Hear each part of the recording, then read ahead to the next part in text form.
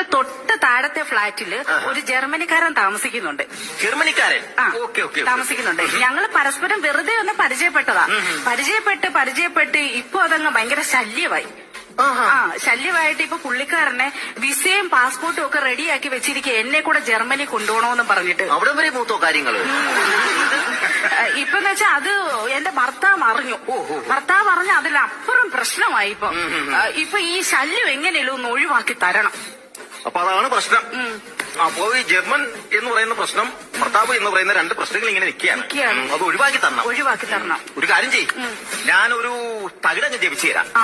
ആ തകിട് ഈ പറഞ്ഞ പ്രശ്നക്കാലം വരുന്നിടത്തും കുഴിച്ചിടുക. അയാൾ അതിനെ മറികടന്ന് കഴിഞ്ഞാൽ പിന്നെ അയാൾ ഈ നാട് വിട്ട് അങ്ങ് പൊക്കോളൂ. ആര് വരുന്നിടത്ത് കുഴിച്ചിട്ടുണ്ട്? ഈ ജർമ്മനിക്കാരൻ വരുമല്ലോ ശല്യമായിട്ട്. അപ്പോൾ അയാൾ അത് മറികടക്കുക, അയാൾ ഈ നാട് അങ്ങ് വിട്ടു പൊക്കോളൂ. അയ്യോ, ജർമ്മനിക്കാരൻ പോവണ്ട, പിന്നെ ഭർത്താവ് പോയാൽ മതി.